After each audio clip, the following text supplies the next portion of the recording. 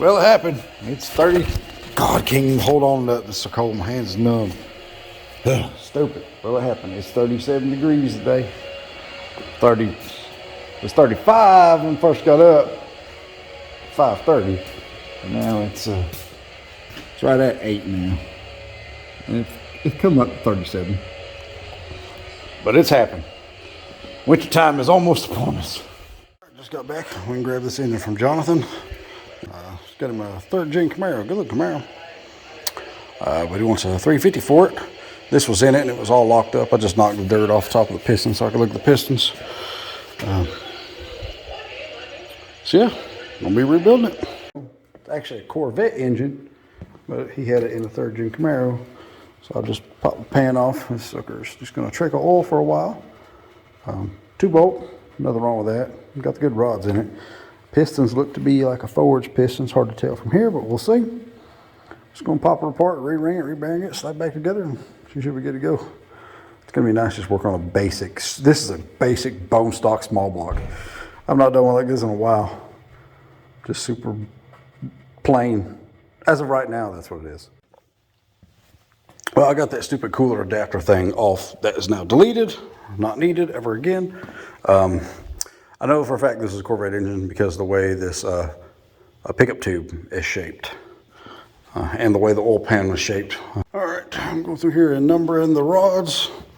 So I put a little number 1, number 1, number 1, number 2, number 2, number 2. You can see how the other ones, this motor's never been apart. No markings or anything like that on it. So I'll go through and mark them and I'll take it apart. And that way they'll go back in their orientation. All right, you can see where it's at. Right there, it's a pretty bad spot. Didn't hurt the crankshaft, but definitely had water in it, or that's from beating on the piston. It's an abrasive spot, almost like where it knocked the top layer off. Didn't hurt the crankshaft, best I can tell.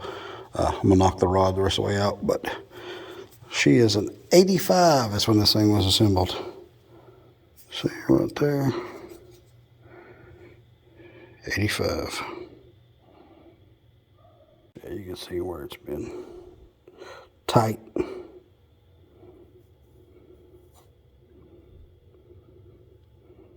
But all in all, not bad. All right, turn this thing down the rest of the way. Yeah, the rod bearings are, they've seen better days. This one's had some crap run through it. Which means if it's made it to the rod bearing, the main bearings is shot too. So, good thing to tear this thing down. Crank looks fine, but the bearing, that's what the bearing does. The bearing takes the beating so the crank stays all right. All right, there's number 4. Rings are stuck, which is probably what's going on with 6 and 8 as well.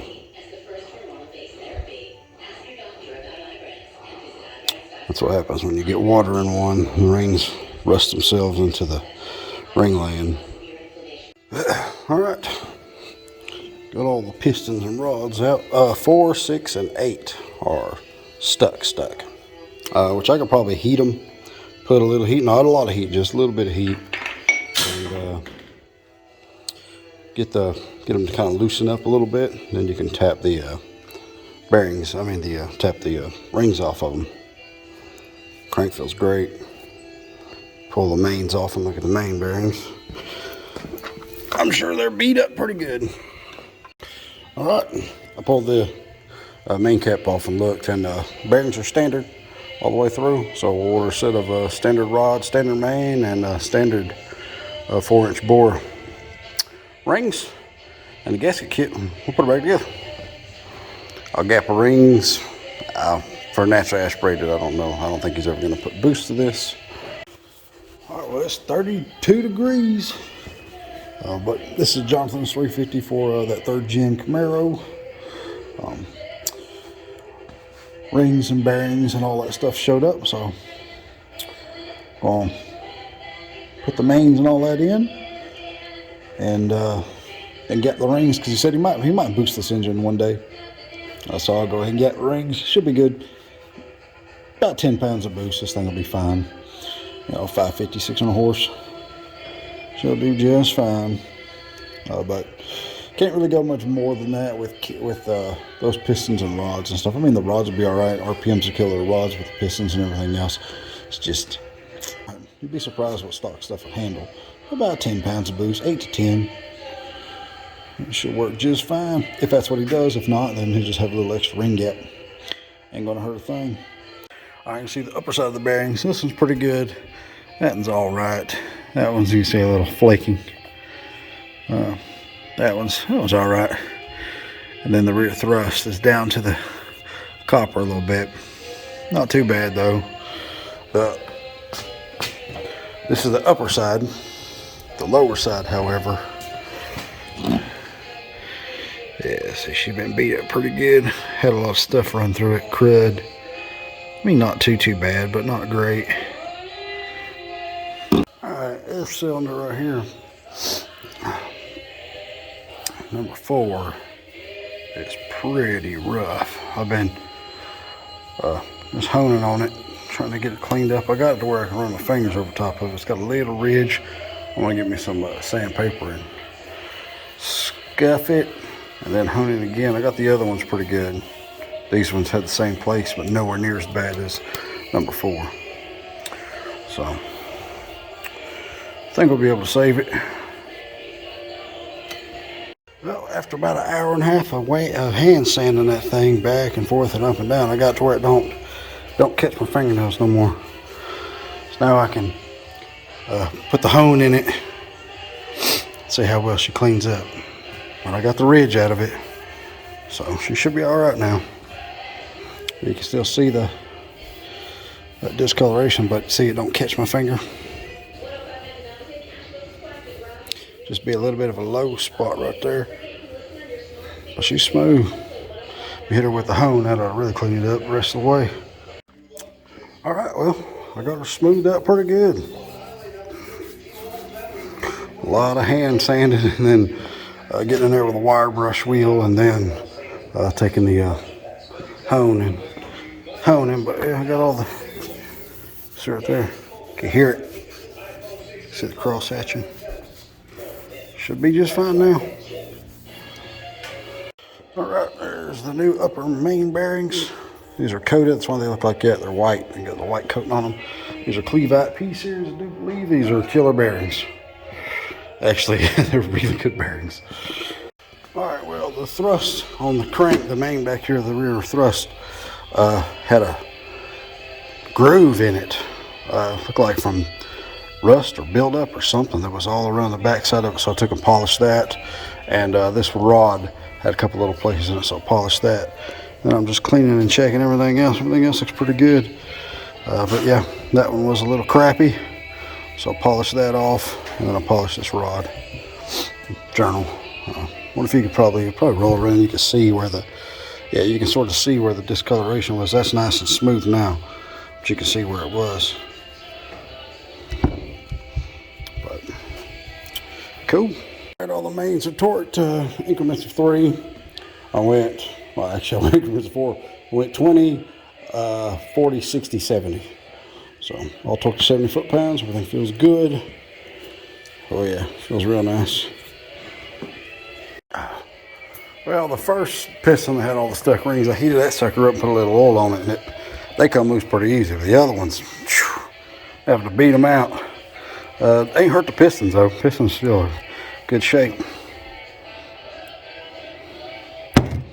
About having to tap on one side, tap on the other side, heat it, tap it, heat it, tap it, heat it, tap it, then get the edge of the screwdriver up underneath there. I used to have to do this a lot because I used to rebuild stuff that was just unbelievably in bad shape, and so I've done this quite a bit, so I know little tricks and stuff to get them to come out. Like if you tap on one side over here, if you tap this side of the piston ring in, it'll push itself out on the other side, because it'll either do that or it'll break one.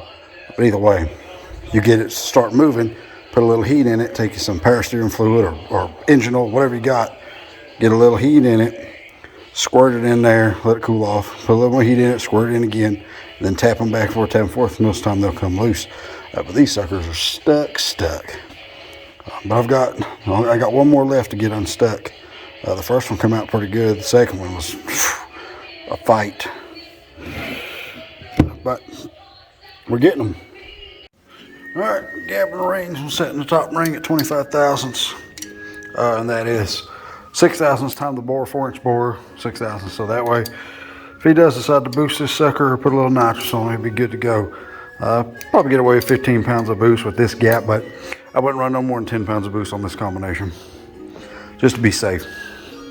But everybody's pretty much seen me do rings, gap rings before. These being plasma moly rings, it's not too hard to gap them with a file. But let me show you how to do it. Pull a ring out, grab my file, and I file from this side. Then I test fit it, then I get the feeler gauge and slide in there, and I'll show you real quick. Alright, so not quite, oh, there we go. See, 25 thousandths.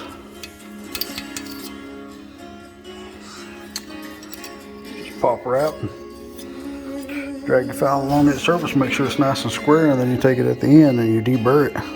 So you got no little hooks, but just want to make sure it's square. Take a piston, slide in there till it's level. Always slide it down to about that point right there. And then filler gauge. Yep, 25 thousandths. They were all originally, I think, 12 thousandths, 12, 15 thousandths. So I'm up to 25. Should be good for boost or whatever. All right, got all the old rings and everything off. Got the new rings and all that on. Everything's gapped, everything's set. I'm gonna drop them in there. Gonna put the rod bearings on.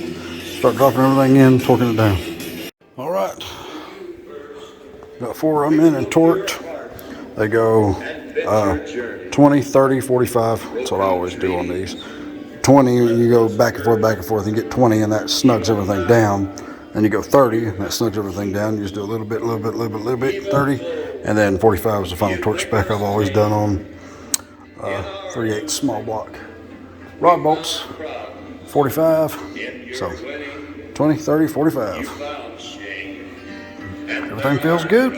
I pulled these all back loose, pulled the caps off and looked at the pattern, and pattern looks good. Clearances is good, so everything should be good on this combo. Keep plugging along, halfway there.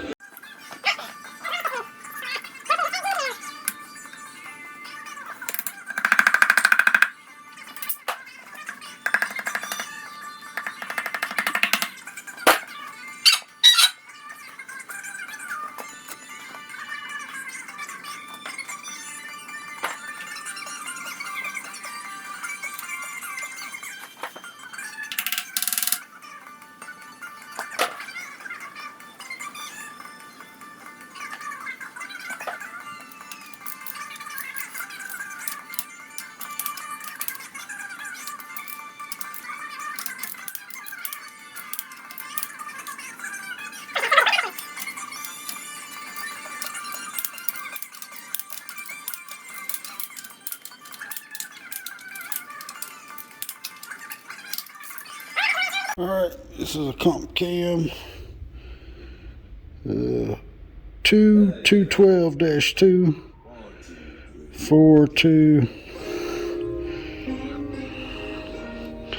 424-964 212-2 comp cams. I think he said it was a 280H.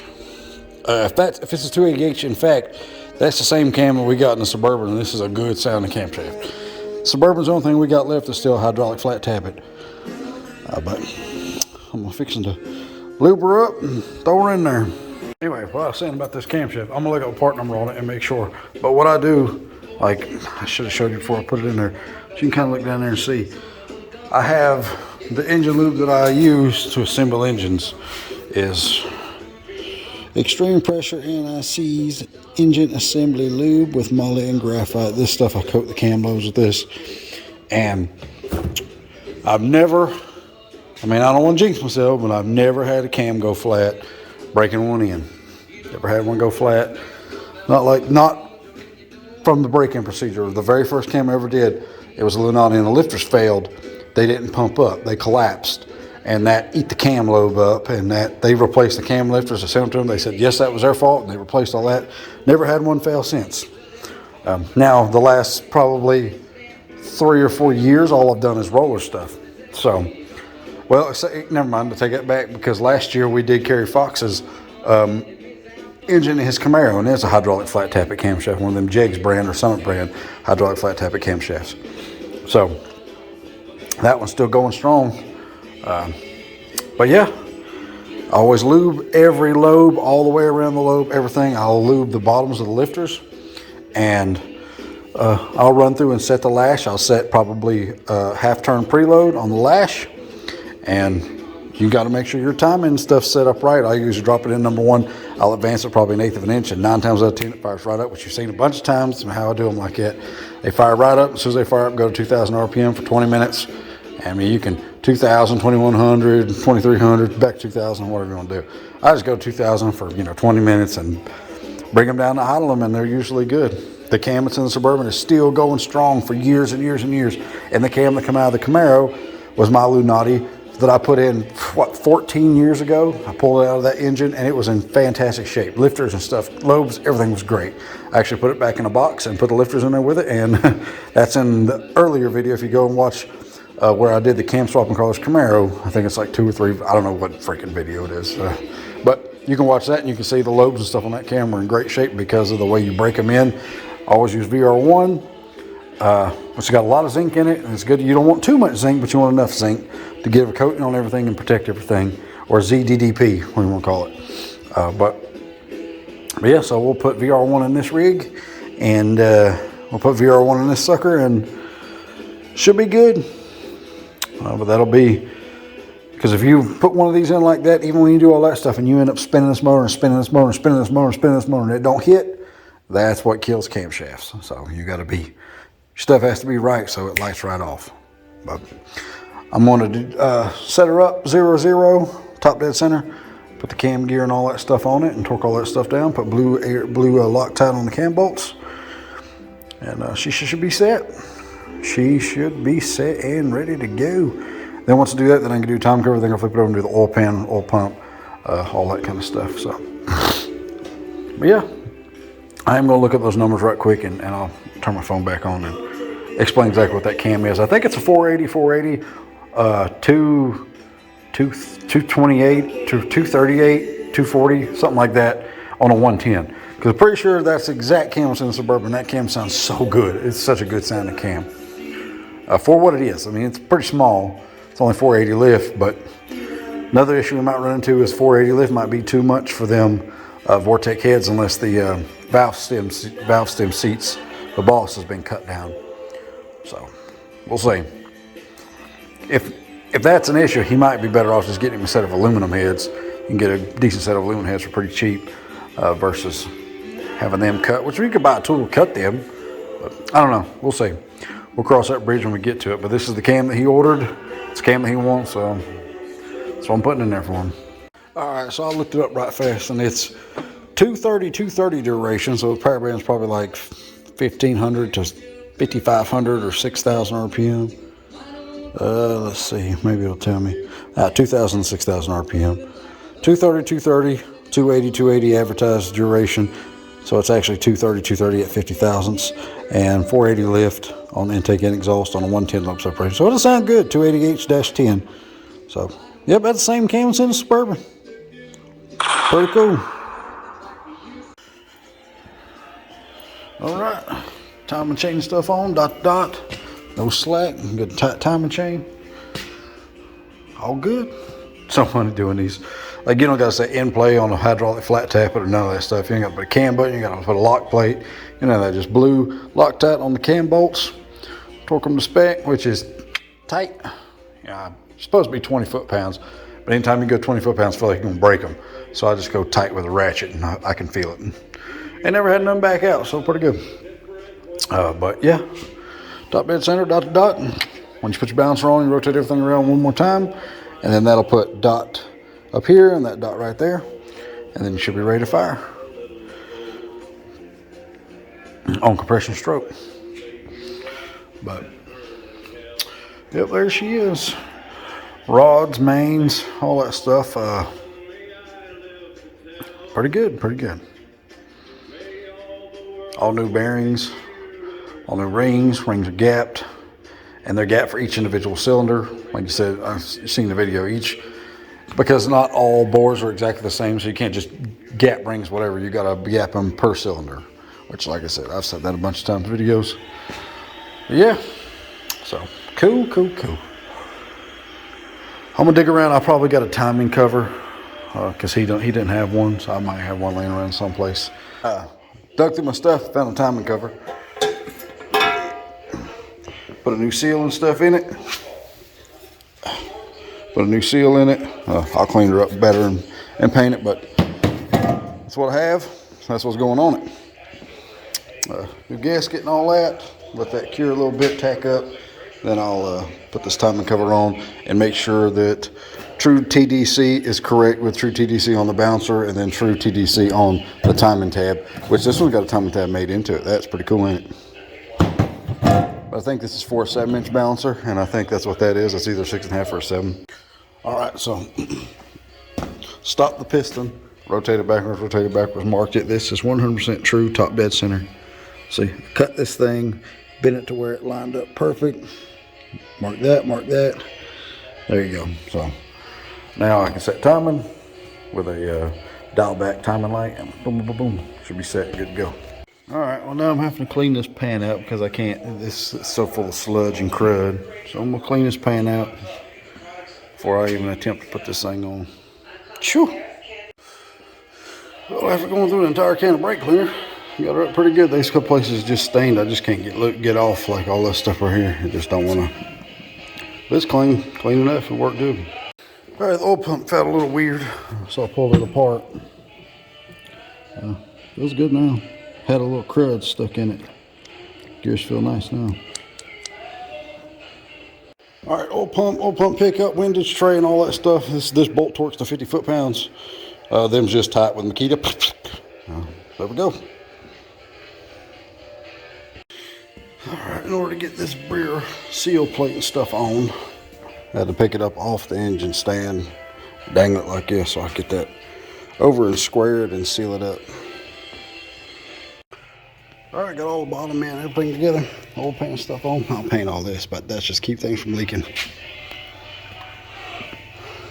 Alright, just as I suspected, there's this head's not going to work with the lift of that cam, see. 2.420 is the point from right here to the base. Then when you compress this all the way down till the retainer bottoms out against the valve stem seal, that's 1.968. You have to have at least, I would run no tighter than 30 thousandths clearance between that point and the valve stem seal. And the math from that is 0.452. So the max lift you could run on this is like take 0.452 and then subtract 20 from that. So like 430, it's max where you have the correct clearance. So, nope. These heads won't work with that camshaft. And that's the new springs, as you can see. New spring, old spring. But yeah, you can see right here, watch, you can see how much lift it has before the retainer bottoms out on the, right there. That's it. That's all you can get. That's 452 thousandths of movement from that point down until it bottoms out. There's just no way. There's no way you can run a 480 lift cam with these heads without machining that boss, the guide boss right down in there. Or you could go to a taller valve, plus 100 valve, and that would probably do it. But then it'll mess up the geometry. You have to have shorter push rods. So maybe he's got a different set of heads laying around or something. But I know these are Vortec heads. They are 906. All right, I'm cutting these valve stem seal, stem seal bosses. I'm cutting them down 100 thousandths to help with the clearance for the camshaft. Cam's a 480, so I really only need to cut these. I mean, I don't even have to cut them 100 thousandths to get it to work, but I'm gonna go 100 thousandths. But as you can see, it's cutting down nicely. Use just some oil and cut it slow, and it'll work fine. All right, I got them all cut. Took a while. Got them cut. I got new seals. See?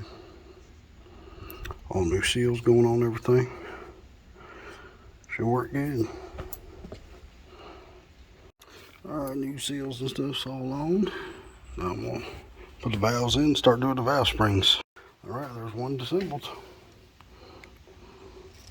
New seals, new valve springs. Now, let me show you how much lift you can get now. We can go as high as 600 lift now. Watch this.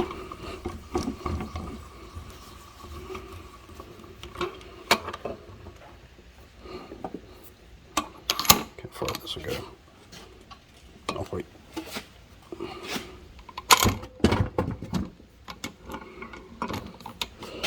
Just that far. See how far that is? Right there is your max. That's got enough clearance to be safe. You got lift for days. That's why you have to cut those. I was going to set up a drill press and do this, but this works just fine. There we go, cutting them all. And we'll cut down to, from that point to that point, is 675 thousandths. And what they were 755 thousandths, give or take, but just like this.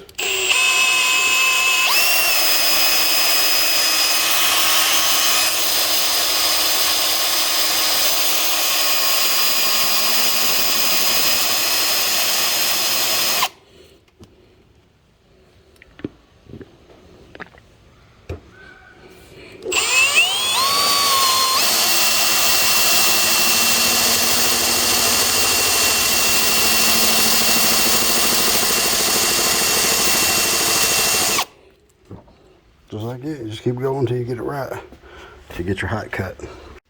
All right, there you are. Cut roughly 100 thousandths off. Well, it is probably 95 thousandths. Yeah, 95 thousandths. But there's a variance between this surface. But they are all right where they need to be. Which now will allow up to 600 lift cam. Well, probably a 540, 550 lift cam. So the 480 will be no problem at all. As you can see when I showed you the other head that's done, the amount of lift you get off the between the retainer and the valve stem seal. Get all the lift you want now and the correct clearance so you don't get anything binded, nothing hitting, no coil bind, all that good stuff. Now I gotta clean all this up. All right, get everything cleaned up. All new valve springs, valve stem seals, cut the valve guide bosses. We're set. He just texted me a while ago, said the lifters there, so I'm gonna run over there right quick and get the lifters. Get this sucker together. All right, went and met him and got the lifters. Where'd I put the lifters? Anyway, the lifters that he ordered, man, I don't know where I set them.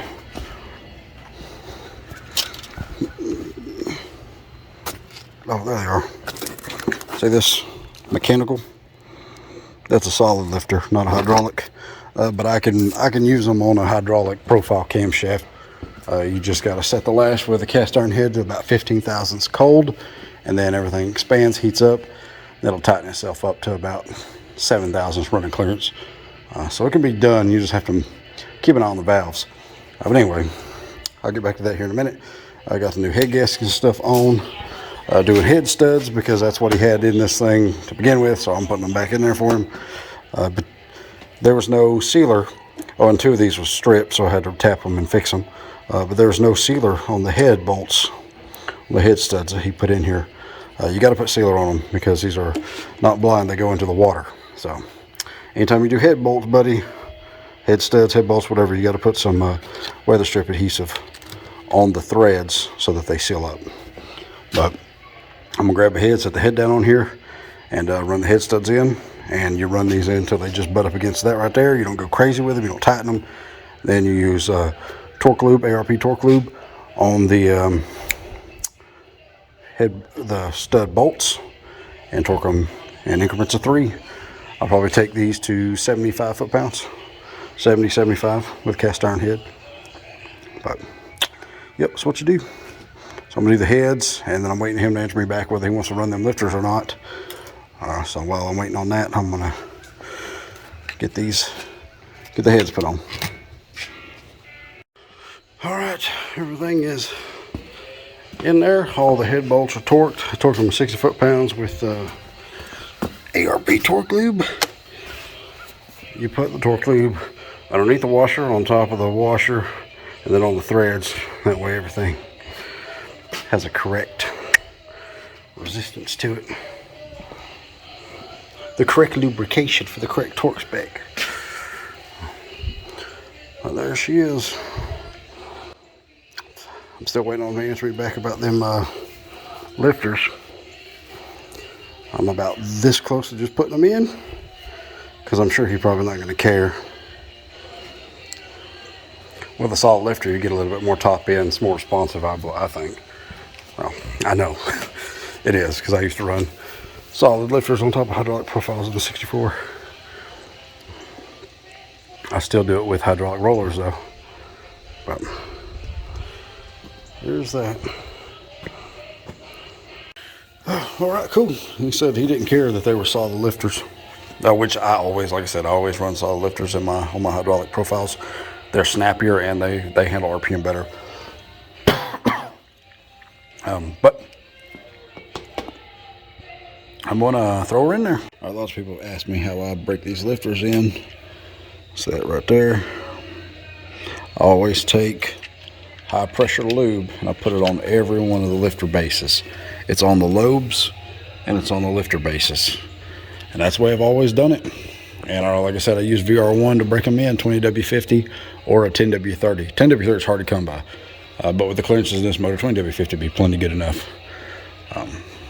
So that's what I do. I'm going to put it on there and drop them down in the bores. I always pour a little oil in the bores first too. See, like that right there. All right, got the oil poured in the lifter valley. I would go ahead and set the lash. I'll set the lash cold at 15 thousandths. Either 15 or I might go 12. That way when it heats up, it'll probably have a running clearance of 5 thousandths. But yeah, poured oil all over everything. All the oil's in the pan, oil's in the filter.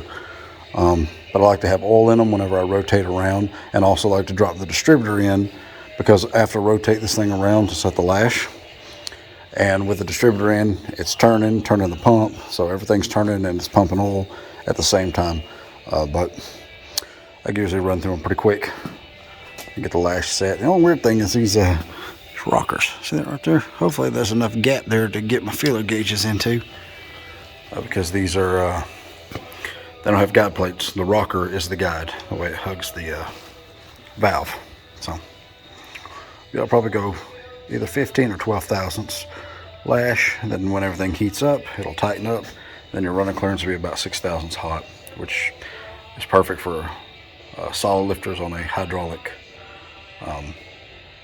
profile camshaft. All right, I'm gonna try to explain this valve lash thing for Jonathan so that he can maintain his engine. Okay, so what you want to do is you want your exhaust valve to open. This valve right here. See right there, I set the running clearance at 13 thousandths. When everything heats up, it'll end up being about 6 thousandths, 5 to 6 thousandths. So I'll show you right here. Exhaust open. When the exhaust first starts to open, you set the intake valve lash at 13 thousandths. Once the intake valve lash is set, then you rotate the engine around until the intake valve opens all the way, then closes halfway, then you set the exhaust valve.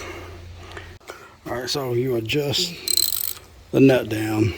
So I cut this to where it slides right in between there until you feel just the slightest bit of resistance on that feeler gauge. This is something that you have to get a feel for. I've done thousands of these. It's just got to get a feel for it. To me, that right there feels about perfect. Once the intake valve is now set, intake valve is set at 13 thousandths, feels good. You rotate it around until this one opens all the way, then closes halfway. Then you can set the exhaust the same way you set the intake. All right, got the oil line hooked up for the oil pressure. Got the intake on. He got the correct intake gas. I filled them earlier. Got a water neck, all that stuff. Sealed up these ports. That's for the water temperature, so that I can drop this thing on the engine stand and fire up and break in the cam. Yeah, there she is. Gonna hook the drill to it and prime it right now. All right, we already got oil up to the top. That was quick.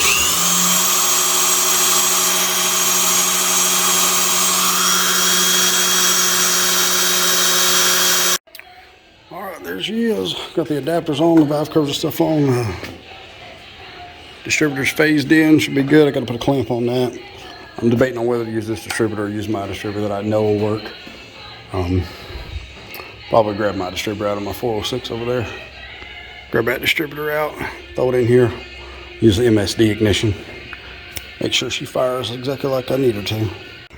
All right, you don't have any flywheel bolts, and these things take special flywheel bolts. But I got some for a regular small block, so I'm putting them in there, and you'll have to get you some flywheel bolts, but I'm gonna use these to run this thing. Then you have to find you some, get you some, put it in. I'll put them on there. I'll torque these to probably 60 foot-pounds. Should be good. It'll be good enough to fire it up.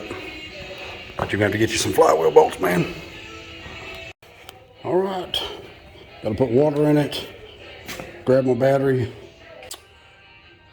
Drop the distributor in on 0 and advance it probably an 1/8 of a turn. So that should advance the timing enough to hit. And then we'll go straight to 2,000 RPM for 20 minutes. It's a long 20 minutes. But it's got a 195-degree thermostat in it. I'd prefer the 165, but he got a 195, which will be fine. Yeah, roll it out there and put this rug underneath it. Fill it full of water. See what she does. She should fire right up. Do what? My little Eskimo over here. All right, she's full of water. The battery's hooked up. I just primed the carburetor. Fuel pressure right there. Not touched it. Haven't started it. Haven't done anything yet. Because when this thing fires, it has to go to 2,000 RPM for 20 minutes. So I'm gonna have Carla do the stopwatch. You got your phone? Yeah. But I'm gonna just set the phone down and see. Just let it record whatever happens. Hopefully this thing lights right off. It should, but you never know. You just do not want to be spinning these things over and over and over trying to get them to start. That's what kills camshafts. But I've done this a lot. Okay.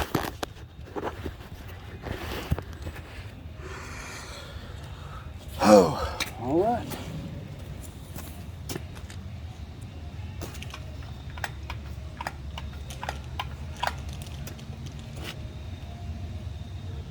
Not forget nothing.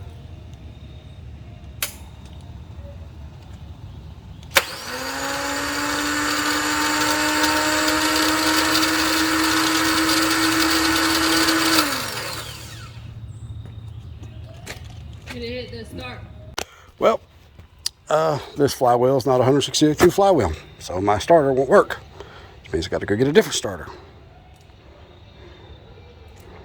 This flywheel is a 152, 153. That's what I'm about to do. Pew, pew. Brandon finally had enough. Or Jim did.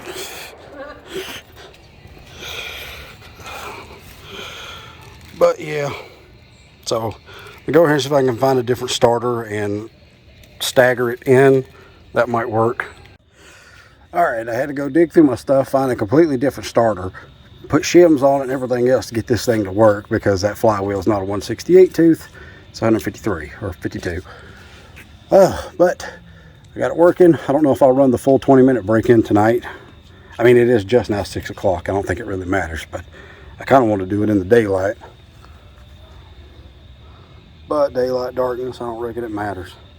20 minutes is going to be 20 minutes. Well, If you will get on your little stopwatch.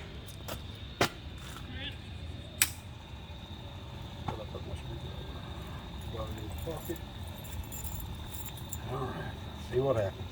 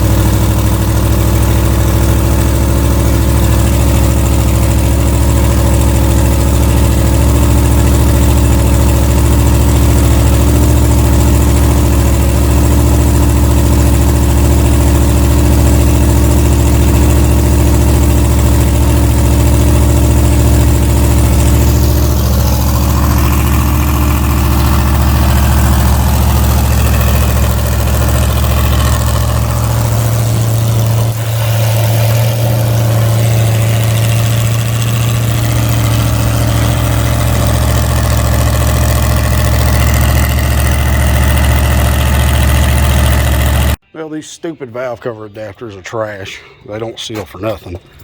Blowing oil everywhere. 4 minutes in, 15 to go. So I'll have to fix that. I can't have it blowing oil all over everywhere. But she fired right up. Timing's a little low. Probably needs to come up 5 or 6 more degrees.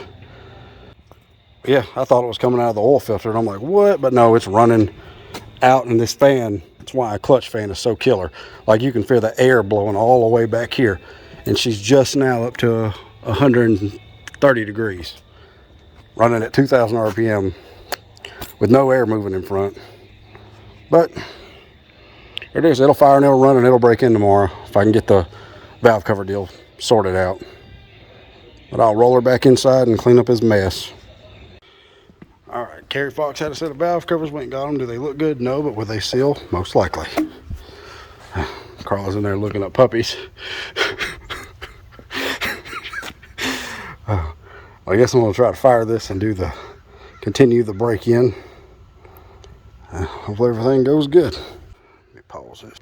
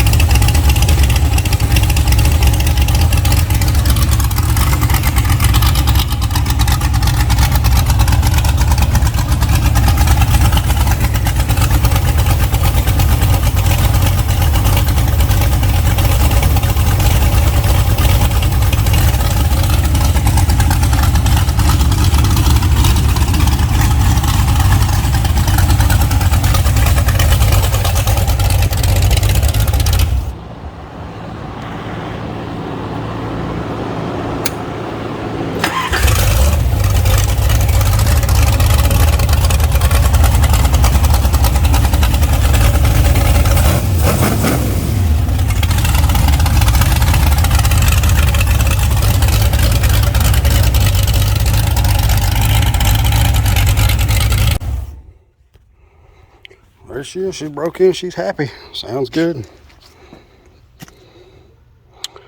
I'll check the timing and all that, but she's broke in. All good, man. Rock solid. I can't remember what dude's YouTube is, but I'll put it in here on this screen. I'll put it on the screen right here. But he's doing a 3rd gen Camaro, and this is the engine for that car. So, I think I'm gonna take the baffles off and fire it up one time with the baffles off. Let her sing in all her glory. And she's alive, man. Another baby brought into this world. Pretty cool. All right, there's lots of folks ask me how you break in flat tappet cams or how I do it, and there you go. That's how I do it. I just stuck this stuff there, get it out of my way so I can roll it back inside. But yeah, that's on 87 fuel. Timing's roughly 32 degrees. I'll put the time light stuff on tomorrow, but I am done for today. Huge shout out to Carrie for letting me use them valve covers, a lifesaver, because it didn't leak a drop of oil. Nowhere. Not the oil pan, front seal, nothing. She's no leaks, which is hard to believe with a small block. But there she is. There's Jonathan's 350. She's alive and kicking, doing good. But yeah, this thing was a lot more work than it should have been. Having to cut them heads and make everything work. I'm OCD about a lot of stuff. But there's a lot of folks that commented before in past videos like, how do you break in a flat tappet cam? How do you break in a flat tappet cam? So there's kind of a step-by-step how I do it. Just how I've always done them, and it's always worked out for me. All right, well, Dennis had a set of plug wires for this, so I just borrowed his just so I can fire this thing up and set the timing with his distributor. I'm still trying to troubleshoot this sucker. I can't get I got this powered up, but it's like the ECU's just dead. It can't communicate. It keeps throwing error codes. So it's like that system, like the sniper part's dead. I've checked and checked and checked. I just can't get it to work right. It won't even try to work. So that sucks. So kind of just not sure what he paid for that, but I think he got burned on her, which happens more often than not. All right, there's his distributors in. Just adjust the timing. We're at 12 initial, 34 total advance by 3,000 RPM. Thing sounds nice and happy. All right, let's fire it up one last time.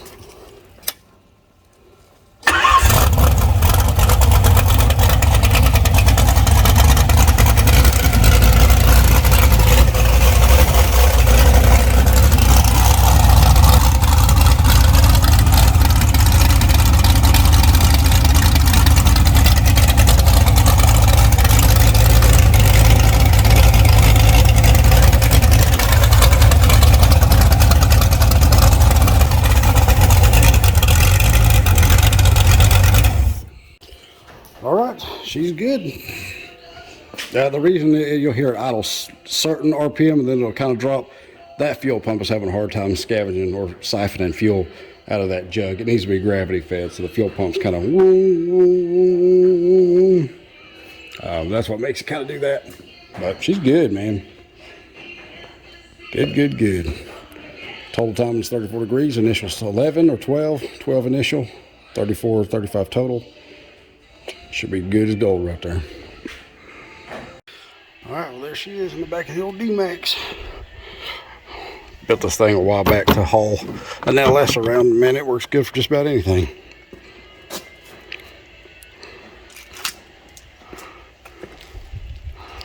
All right, well, that's a wrap on that engine.